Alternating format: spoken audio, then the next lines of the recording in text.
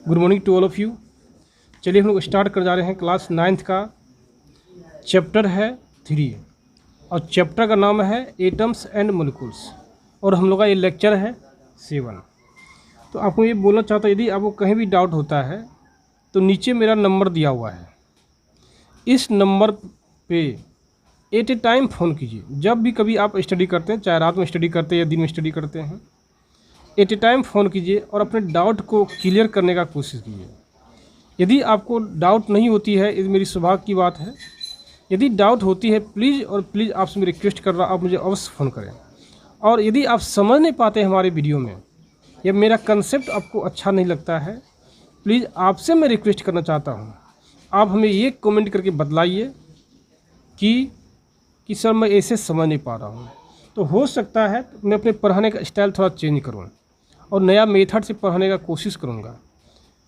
और यदि आपको लगता है कि एक कुछ सजेस्ट कर सकते हैं सर को, यदि आपको लगता है कि सजेस्ट कर सकते हैं सर को कि सर आप ऐसे पढ़ाइएगा तो और बेटर होगा, तो आप प्लीज़ कमेंट करके या फ़ोन करके आप हमें बतलाने का कोशिश कीजिए कि कैसे पढ़ाया जाए कि ओवरऑल सभी बच्चे को अच्छे से नॉलेज हो सके और मेरा वीडियो लेक्चर क्या है वो विजिट कर सके, देख सके।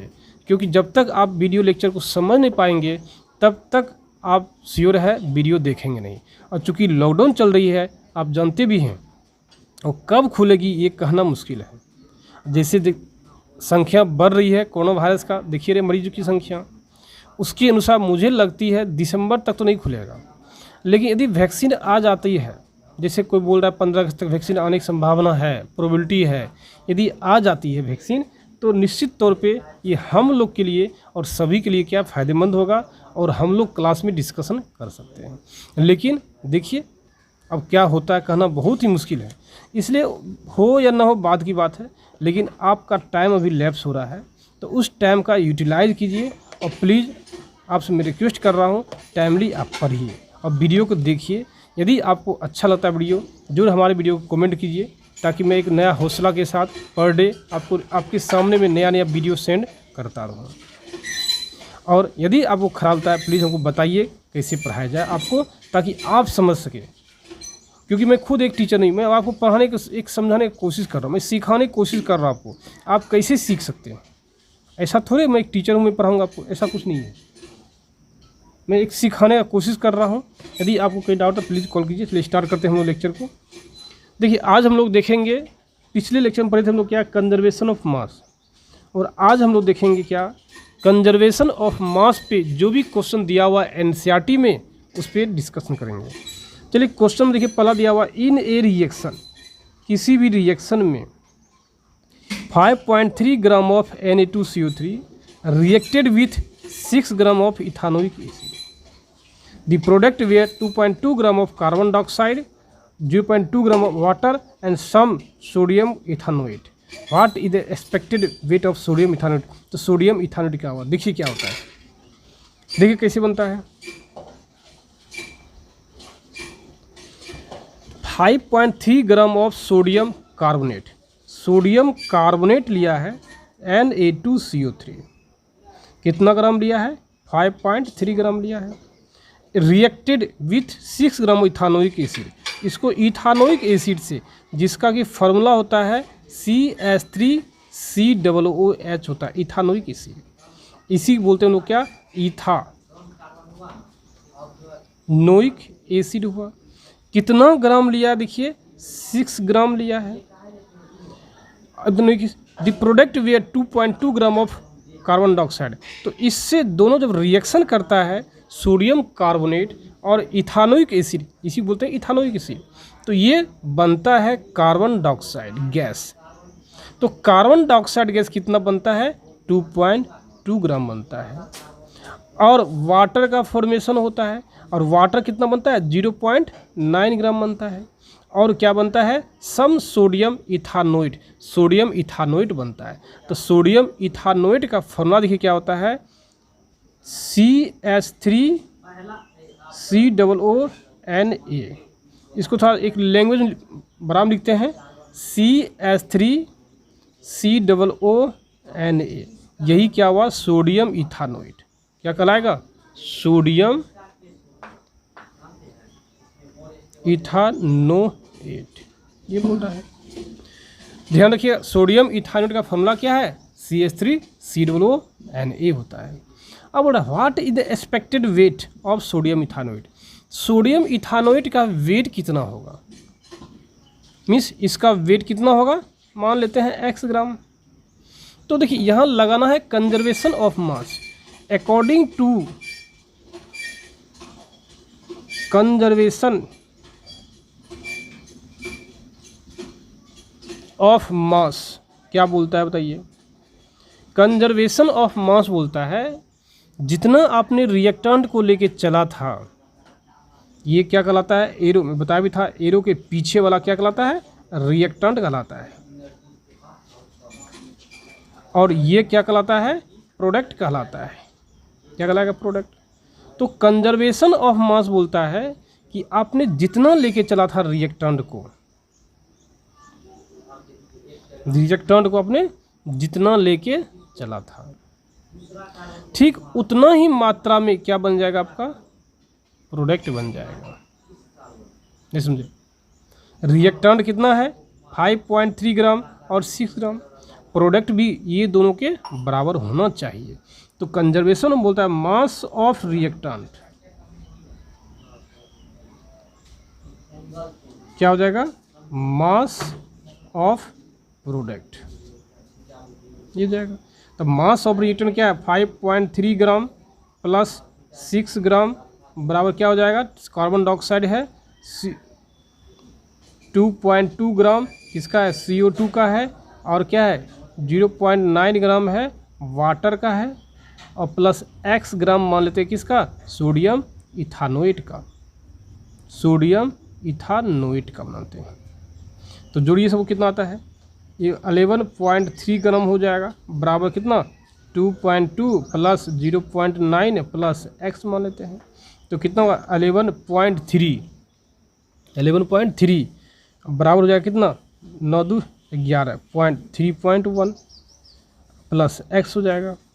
तो x बराबर हो जाएगा कितना? 11.3 ग्राम माइनस 3.1 ग्राम। तो x का मात्रा देखिए कितना हो जाएगा आपका? x का मात्रा हो जाएगा, जब इसको हटाइएगा 8.2 ग्राम हो जाएगा। कोई डाउट? तो सोडियम इथानोएट जो बनेगा आफ्टर रिएक्शन के बाद वो बनेगा 8.2 ग्राम बनेगा। अब आप कैसे निकालें? तो पिछले लेक्चर हम लोग पढ़े थे कंजर्वेशन ऑफ मास। उस कंजर्वेशन ऑफ मास से हम लोग क्या किए? कैलकुलेट किए। कोई डाउट? चलिए आगे देखते हैं क्वेश्चन।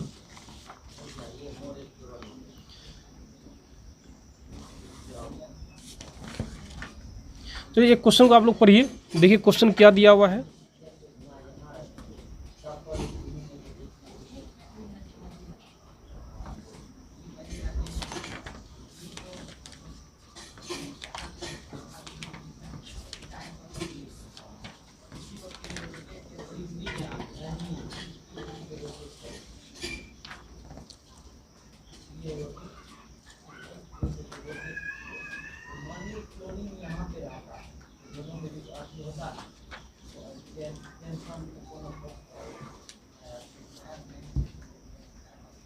चलिए स्टार्ट करते हैं क्वेश्चन नंबर दूसरा। देखिए क्या दिया हुआ है। 0.2 gram of sample of compound of oxygen and boron. देखिए सॉल्यूशन देखिए क्या होगा। ऑक्सीजन एंड बोरोन का एक सैंपल दिया हुआ है। किसका है? ऑक्सीजन एंड बोरोन का। ये क्या है? सैंपल दिया हुआ है। दोनों को मिला के ये दिया हुआ कितना? 0.24 ग्राम दिया हुआ है। क्या दिया हुआ? 0.24 ग्राम दिया हुआ है। was found by analysis contain 0.096 gram boron. जब इसको एनालिसिस किया गया, एनालिसिस क्या? एक दूसरे को अच्छे से ऑब्जर्व किया गया तो क्या देखा इसमें? बोरोन देखा कितना? बोरोन का मात्रा 0.096 ग्राम है। एंड ऑक्सीजन का जो मात्रा है O2 का वो है 1.44 ग्राम है। और दोनों को मिला के कितना है? 0.24 ग्राम है। अब देखिए बोल रहा है calculate the percentage composition of the compound by weight. Means अब आपको परसेंटेज ऑफ कंपाउंड निकालना है बोरोन का और ऑक्सीजन का, कि इस सैंपल में बोरोन का परसेंटेज कितना है और ऑक्सीजन का परसेंटेज कितना है, वही हमें क्या करना है, कैलकुलेट करना है। चलिए देखते कैसे करते हैं। तो देखिए, खुद देखिए ना, टोटल कितना दिया हुआ, बोरोन प्लस ऑक्सीजन दे दिया कितना, 0.24 ग्राम, जिसमें बोरोन दे दिया कितना 0.096 ग्राम और O2 दे दिया कितना 1.44 ग्राम। चलिए दोनों को जोड़ते हैं, बोरोन प्लस ऑक्सीजन बनाते हैं। देखिए क्या होता है, 0.096 प्लस 0.144। इसको हल करने के बाद देखिए कितना आता है, 4 10 10 4 14, 0.24 ग्राम आ रहा है। तो कितना आ रहा है, 0.24 ग्राम आ रहा है। तो देखिए कितना हो गया, जब हम एनालिसिस किए तो दोनों सेम मिल रहा है, दोनों क्या है, दोनों सेम मिल रहा है। तो ये एनालिसिस ही है। अब परसेंटेज कैसे निकालेंगे, परसेंटेज ऑफ बोरोन। तो मैंने परसेंटेज निकालने आपको सिखाया था चैप्टर नंबर 2 में। प्लीज़ यदि आप नहीं देखें लेक्चर वीडियो चैप्टर 2 का, तो आप लोग प्लीज़ जाइए और देखिए था उसको, बहुत इंटरेस्टिंग चैप्टर 2 है। और आपको डाउट है तो प्लीज़ आप पीछे मत हटिए, तुरंत फ़ोन कीजिए चैप्टर नंबर 2 में। यदि आपको यूट्यूब पर नहीं मिलता है, आप वहाँ सर्च मारिए अजय मॉडर्न क्लासेस। क्या सर्च मारना है, अजय मॉडर्न क्लासेस। यदि इस पर सर्च मारिएगा तो उसमें डालिएगा, निकलेगा मेरा फिगर, उसमें डालिएगा चैप्टर 2 का lecture number 1, chapter 2 lecture 1 by Ajay sir, देखिए आ जाएगा सीन। तो उसमें बताएं क्लियरली। तो बोरोन का परसेंटेज कैसे, परसेंटेज हमेशा निकालते हैं 100 में, और परसेंटेज निकालना मैथ में जानते ही होंगे क्या होता है, mass of boron, mass of boron divide by क्या, total mass, total mass into कितना 100। ये फॉर्मूला है ना, ये फॉर्मूला है। तो परसेंटेज ऑफ बोरोन हो जाएगा, बोरोन का मास कितना है देखिए 0.096 डिवाइड बाय 0.24 इंटू 100 हो जाएगा। जब इसको आप हल कीजिएगा तो ये कितना हो जाएगा, 40% हो जाएगा। कैसे होगा आप पता होगा ही। ठीक इसी प्रकार यदि परसेंटेज ऑफ आप निकालिए किसका, ऑक्सीजन का, तो क्या हो जाएगा, mass of oxygen divide by total mass into कितना हो जाएगा, 100 हो जाएगा। तो देखिए कितना हो जाएगा, 0.144 डिवाइड बाय कितना 0.24 इंटू कितना हो जाएगा 100। जब इसको दशमलव उड़ाएंगे कितना हो जाएगा 300, और इसको उड़ाएंगे 2 0 हो जाएगा, 1 2 3 1 2 3 कट जाएगा। इसको काटेंगे देखिए 6 बार में कट जाएगा, तो हो जाएगा कितना 60%। तो उस सैंपल में जो है बोरोन का परसेंटेज मिल गया कितना, परसेंटेज बोरोन मिल गया कितना 40%, और परसेंटेज ऑफ ऑक्सीजन मिल गया कितना 60% आपको प्राप्त हुआ। ये था न्यूमेरिकल। तो एनसीईआरटी में एक on the basis of conservation of मास सिर्फ और सिर्फ 2 ही न्यूमेरिकल दिया हुआ था। अब हम लोग स्टार्ट करेंगे केमिकल रिएक्शन का दूसरा लॉ। क्या स्टार्ट करेंगे, केमिकल रिएक्शन का दूसरा लॉ, जो कि नेक्स्ट लेक्चर में हम लोग देखेंगे। यदि आपको यहाँ तक कहीं भी डाउट होता है, या कोई भी बुक आप रेफ़र कर रहे हैं, कोई भी बुक आप स्टडी कर रहे हैं, कोई ज़रूरी नहीं है एनसीईआरटी बुक पढ़िए आप, ऐसा कोई ज़रूरी नहीं है। जो बुक भी आप रेफ़र कर रहे हैं तो आप प्लीज़ वो बुक को उल्टाइए और देखिए कंजर्वेशन ऑफ मास पॉइंट कहाँ पे है, और कंजर्वेशन ऑफ मास पे श्योर है कुछ ना कुछ न्यूमेरिकल दिया होगा। तो उस न्यूमेरिकल को बनाइए, और जो आज 2 न्यूमेरिकल बताया है इसको आप सॉल्व कीजिए। यदि आपका आप अपने बुक से न्यूमेरिकल जो बनाया है वो नहीं बनता है, तो प्लीज़ आप हमें वो क्वेश्चन जो है हमारे व्हाट्सएप पे सेंड कीजिए। मैं कोशिश करूँगा एट ए टाइम आपका सोल्यूशन दूँ। हो सकता है हमको देखने में थोड़ा लेट लगे, तो आप भेजने के बाद, व्हाट्सएप पर भेजने के बाद मुझे कॉल कर दीजिए, सर मुझे डाउट है और मैंने आपको क्या क्या क्वेश्चन भेज सेंड किया हो। और कोशिश कीजिए हमारे ग्रुप में ना भेजें, हमारे पर्सनल व्हाट्सअप नंबर पे भेजें। इससे फ़ायदा ये होगा कि मुझे पता चलते रहेगा कि क्वेश्चन आया, क्योंकि ग्रुप में बहुत सारा मैसेज आता है, जानिए रहे 70-80 मैसेज आता है पर डे, और कहाँ खो जाती है, मुझे एक एक मैसेज को पढ़ना संभव नहीं हो पाता है। इसलिए आप हमारे पर्सनल नंबर पे फ़ोन व्हाट्सअप कीजिए ताकि मैं देख सकूं और आपके क्वेश्चन जो नहीं बना है उसको मैं सॉल्यूशन दे सकूं। प्लीज़ आप अपने घर पे रहिए, सेफ रहिए और कोशिश कीजिए थोड़ा स्ट्रगल करें, पढ़ने में मन लगाइए। यदि आपको कहीं भी डाउट होता है प्लीज़ हमें इन्फॉर्म कीजिए, कॉल कीजिए। यदि हमारे चैनल को आप सब्सक्राइब नहीं किए हैं तो प्लीज़ आपसे मैं रिक्वेस्ट करता हूँ हमारे चैनल को आप सब्सक्राइब कीजिए ताकि आपको बार बार नोटिफिकेशन मिलते रहे कि हमारा वीडियो लेक्चर कब आती है। इससे फ़ायदा आपको होगा और फ़ायदा हमें भी होगा।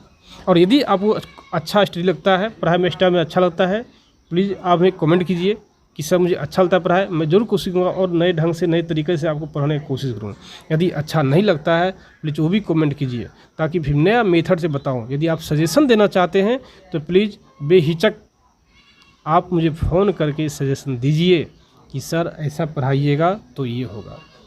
चलिए, बाय, नाइस डे।